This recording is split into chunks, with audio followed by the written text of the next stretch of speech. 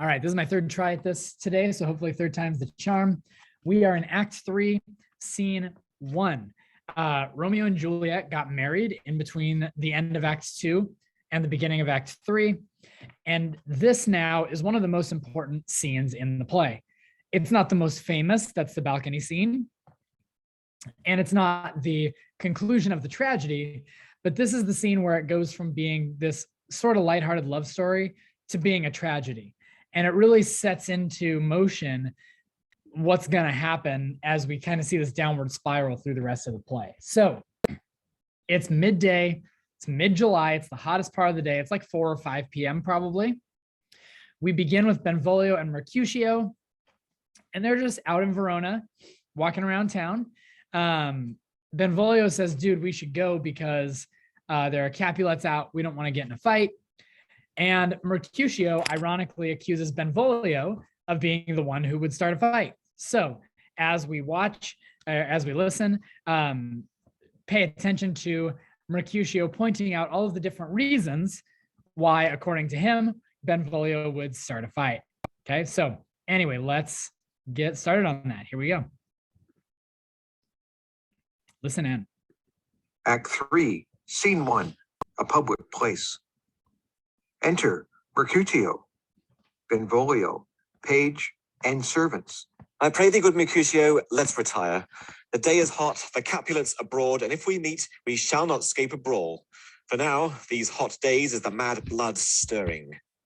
Thou art like one of these fellows that, when he enters the confines of a tavern, clasps me his sword upon the table and says, God send me no need of thee, and by the operation of the second cup, draws him on the drawer, when indeed there is no need. Am I like such a fellow? Come, come, thou art as hot a jack in thy mood as any in Italy, and as soon moved to be moody, and as soon moody to be moved. And what too? I should have mentioned at the beginning, this is on page 62 in your textbook is where this begins. So if you're reading along with the recording, page 62. Anyway, Mercutio just told Benvolio, you are like one of these fellows that enters a tavern, puts his sword on the table and says, not going to need that. But after only drinking 2 cups of wine, then you're drawing your sword against the waiter for no good reason. Okay.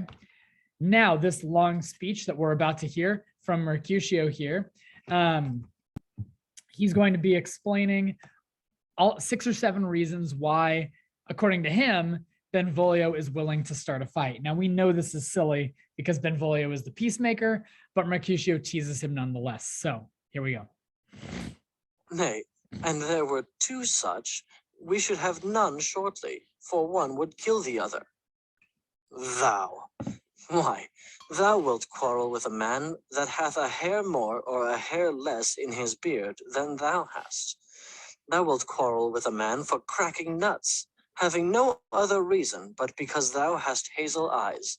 What eye but such an eye would spy out such a quarrel? Thy head is as full of quarrels as an egg is full of meat. And yet thy head hath been beaten as addle as an egg for quarreling.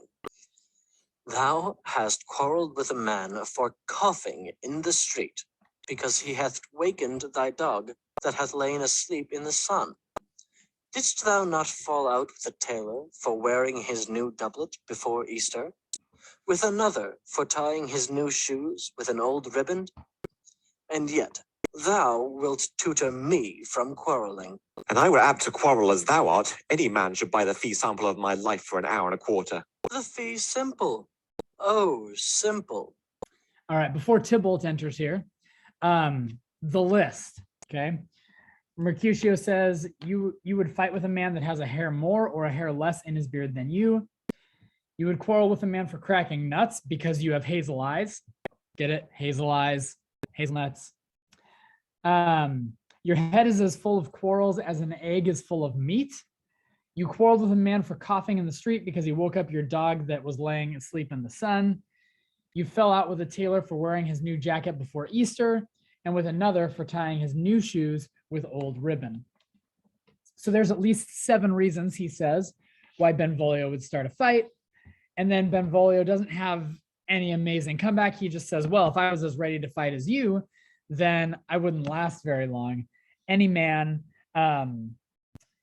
would take my life in an hour and a quarter, right? So then Tybalt and all these other Capulets show up, and Tybalt is looking for Romeo. Remember what Mercutio just said about Benvolio starting fights. By my head, here come the Capulets. By my heel, I care not. Enter Tybalt and others. Follow me close, for I will speak to them. Gentlemen, good den, a word with one of you. And but one word with one of us? Couple it with something. Make it a word and a blow. You shall find me apt enough to do that, sir, and you will give me occasion. All right, so Tybalt shows up and he says, hey, gentlemen, good end, a word with one of you. And Mercutio says, oh yeah, make it a word and a blow. Like he's already starting to pick the fight here. And Tybalt says, well, if you give me good reason, then I'm ready to fight. Okay. A little bit more trash talk here. Could you not take some occasion without giving? Mercutio, thou consortest with Romeo. Consort? What, dost thou make us minstrels? And thou make minstrels of us look to hear nothing but discords. Here's my fiddlestick. Here's that shall make you dance. Zounds, consort. We talk here in the public haunt of men. Either withdraw unto some private place and reason coldly of your grievances, or else depart. Here all eyes gaze on us. Men's eyes were made to look, and let them gaze. I will not budge for no man's pleasure, I. All right, so Benvolio sees what's about to happen, and he says, dude, we're in public. Let's go. Let's either go to some private place to have this conversation, or let's calm down, or let's leave. Let's separate. Mercutio says, let him look, and that is not helpful. But Romeo shows up, and that's really who Tybalt was looking for. Remember, he is still mad with Romeo about the whole crashing the party thing, okay? And so that's who he's looking for, and he immediately starts that. So here we go. Well, peace be with you, sir. Here comes my man. Enter Romeo. But I'll be hanged, sir, if he wear your livery. Marry, go before to the field. He'll be your follower. Your worship, in that sense, may call him man. Romeo, the love I bear thee can afford no better term than this. Thou art a villain. Tybalt, the reason that I have to love thee doth much excuse the appertaining rage to such a greeting. Villain am I none. Therefore farewell. I see thou knowst me not. Boy, this shall not excuse the injuries that thou hast done me. Therefore turn and draw. I do protest I never injured thee, but love thee better than thou canst devise till thou shalt know the reason of my love. And so, good Capulet, which name I tender as dearly as mine own, be satisfied. All right, so Tybalt calls him a villain, and Romeo says, hey, I'm going to excuse that because I have reason to love you. You don't know me. I protest I never injured you, but I love you more than you can know until you know the reason of my love. Of course, we know that the reason Romeo loves Tybalt is because Tybalt is a Capulet. And now, since Romeo and Juliet are married, that makes Romeo and Tybalt family in a weird way. And so he's trying really hard to walk away, to not fight, etc. Tybalt really wants to fight. Mercutio sees that Romeo is not fighting, and he steps in. He's trying to defend Romeo's honor here, and to fight Tybalt because Romeo won't do it. Okay, so Mercutio, here we go. Oh, calm, dishonorable, vile submission. Alla stoccata carries it away. Draws. Tybalt, you rash chaser, will you walk? What wouldst thou have with me? Good king of cats, nothing but one of your 9 lives. That I mean to make bold withal, and As you shall use me hereafter, dry beat the rest of the 8. Will you pluck your sword out of his pitcher by the ears? Make haste, lest mine be about your ears ere it be out. I am for you. Drawing. I have to pause. My phone rang right at this exciting part. So anyway, let's continue. It says, remember that Mercutio was fighting Tybalt as Romeo wouldn't. Romeo's trying to get him to stop. He's trying to ask Benvolio to get him to stop, but they won't. And so they continue. And then there's a really, really important stage direction. And I will also read it. I'll read it from the book as well, because I think in the book, they do a better job with the stage direction than they do on here. So anyway, let's keep listening. Here we go. Gentle Mercutio, put thy rapier up. Come, sir, your passado. They fight. Draw, Benvolio, beat down their weapons. Gentlemen, for shame, forbear this outrage. Tybalt, Mercutio, the prince expressly hath forbid this bandying in Verona streets. Hold, Tybalt! Good Mercutio! Exit Tybalt with his partisans. Ah! So it's interesting because it just, in the audio, it just said, exit Tybalt with his partisans. And then on the screen, this character, Petruchio, just has this one line that says, away Tybalt. And that line isn't even in our books. Okay, so it's interesting. It's again another one of those things, little differences between different versions. And on here it says Romeo attempts to beat down their rapiers, their swords. Tybalt stabs Mercutio. But there's more detail in the stage direction in your book, and this is really important. So in your book it says, hold Tybalt, good Mercutio. Romeo rushes between them. Tybalt under Romeo's arm thrusts Mercutio in and flies with his followers.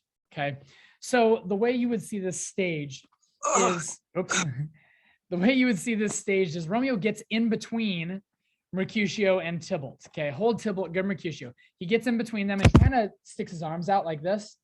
And as he does, Tybalt goes under Romeo's arm and stabs Mercutio that way. Okay, he stabs Mercutio under Romeo's arm, and then Tybalt runs away, okay?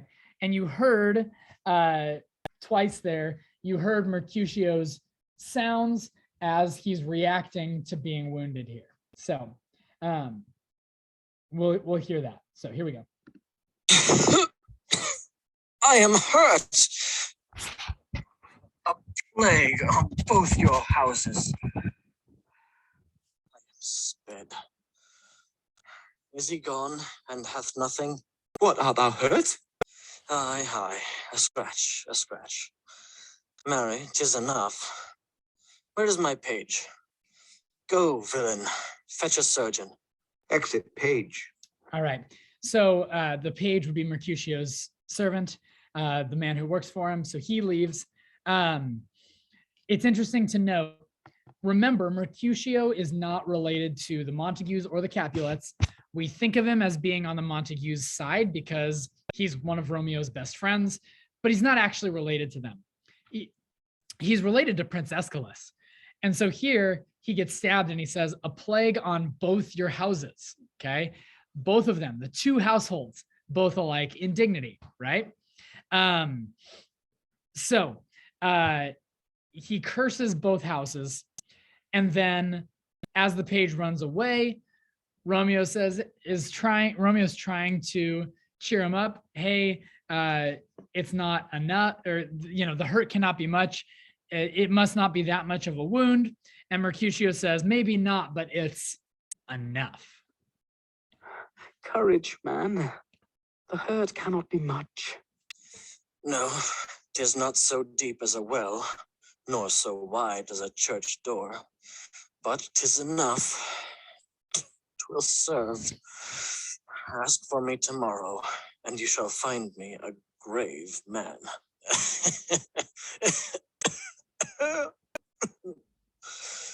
I am peppered I warrant for this world. A plague of both your houses. Zounds, a dog, a rat, a mouse, a cat to scratch a man to death.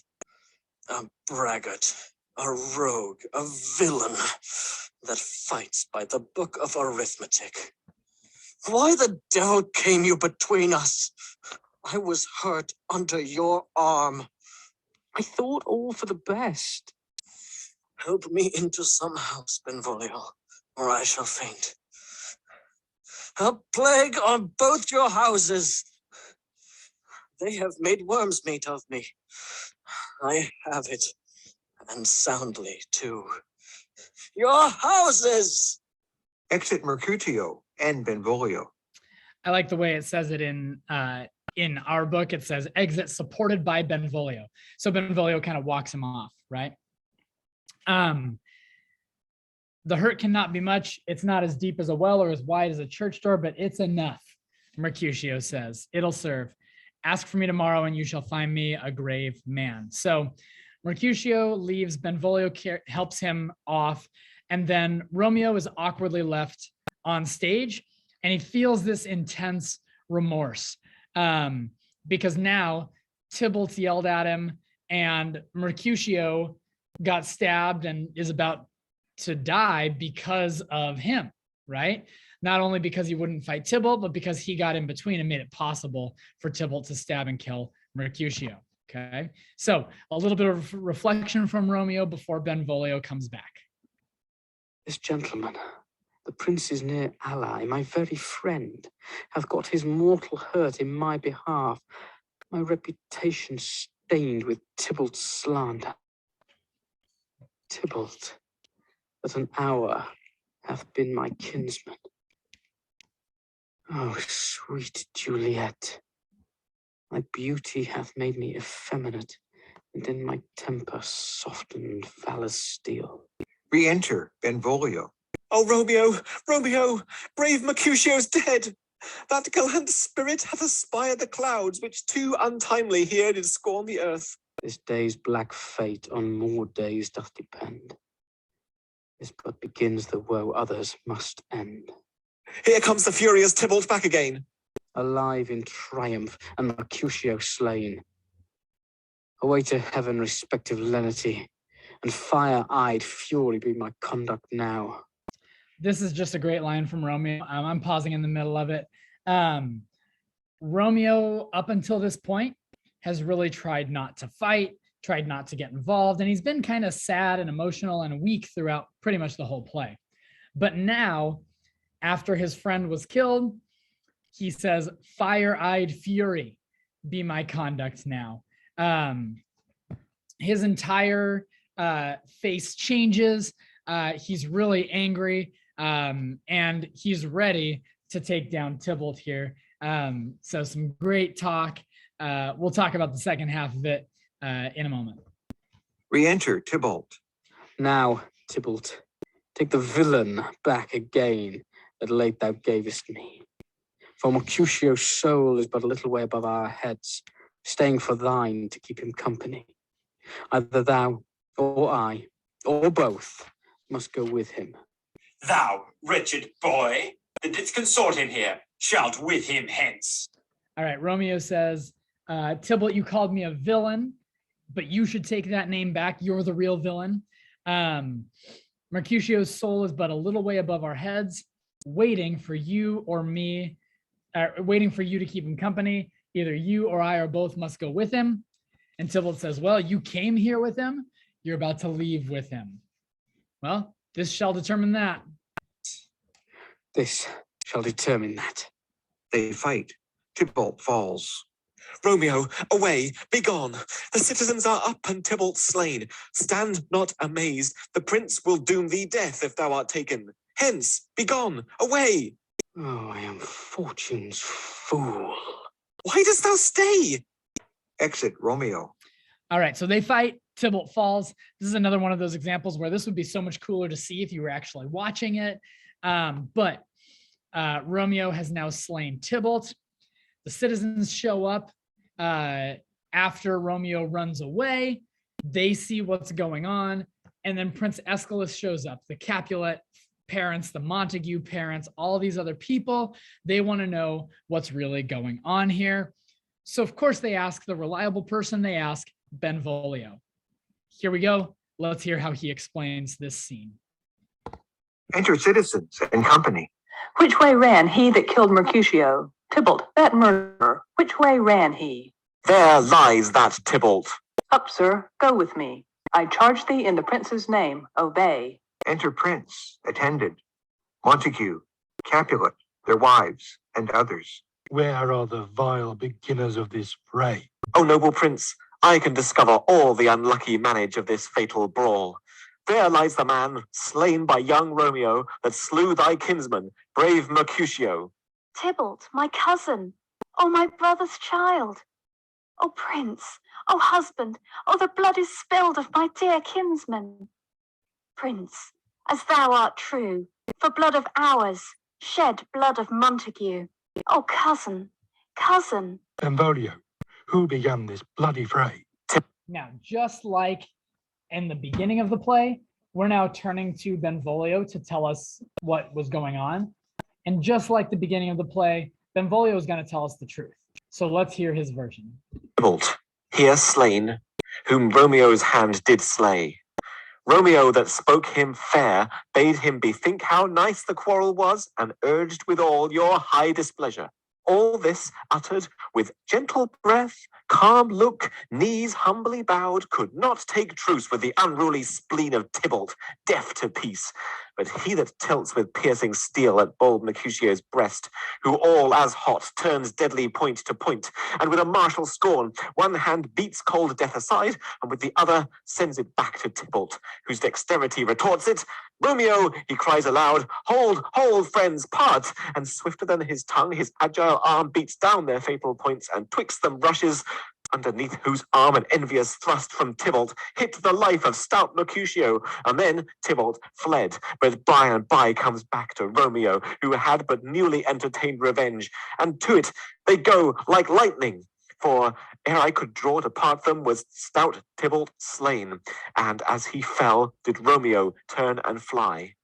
This is the truth, or let Benvolio die. He is a kinsman to the Montague. Affection makes him false. He speaks not true.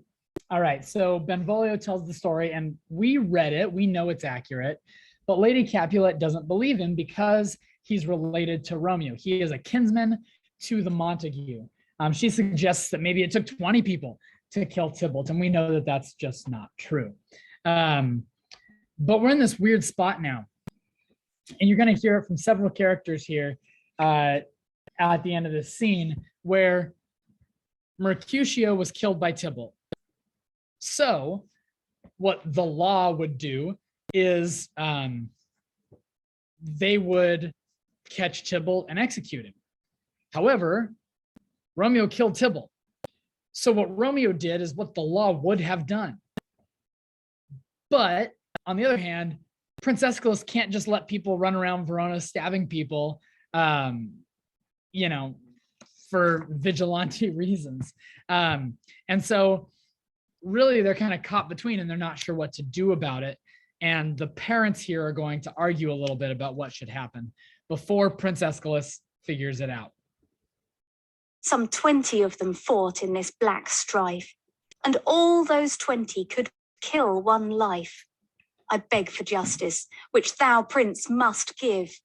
Romeo slew Tybalt. Romeo must not live.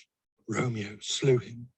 He slew Mercutio, who now the price of his dear blood doth owe. Not Romeo, prince. He was Mercutio's friend. His fault concludes but what the law should end, the life of Tybalt. And for that offence, immediately we do exile him hence. All right, so we have Romeo's punishment now. Because he killed Tybalt, we're not going to kill him because he was just doing what the law would have done. He's going to be exiled. He's going to be banished from Verona. And they don't say it here, but basically Romeo has about 12 hours to get out. It's 4 or 5 p.m., somewhere around there on this scene. he's got until sunrise the next morning before he has to be out of Verona. Okay. And if he's found in Verona after that, then he'll be executed immediately. Okay. So here we go. Prince Aeschylus, lay down the law. I have an interest in your hate's proceeding. My blood for your rude brawls doth lie a-bleeding. But I'll immerse you with so strong a fine that you shall all repent the loss of mine. I will be deaf to pleading and excuses. No tears nor prayers shall purchase out abuses. Therefore use none. Let Romeo hence in haste, else where he is found, that hour is his last. Bear hence this body, and attend our will. Mercy but murders, pardoning those that kill. Excellent. All right. I'll immerse you, I'll punish you with so strong a fine that you shall all repent the loss of mine, right? Remember, Prince Aeschylus related to Mercutio, so the tragedy has hit close to home for him now. They exit, they carry Tybalt's body off as it says, and now we have the setup. As we get to scene 2, we are back to the Capulet mansion, back to Juliet. She doesn't know what just happened, right? Because they've been separated. The nurse is going to come and tell her, but it starts with Juliet being impatient for the day to end so that she can see Romeo again. That's where we'll pick it up tomorrow. Thanks for listening. Make it a great day, and I'll look forward to talking to you soon.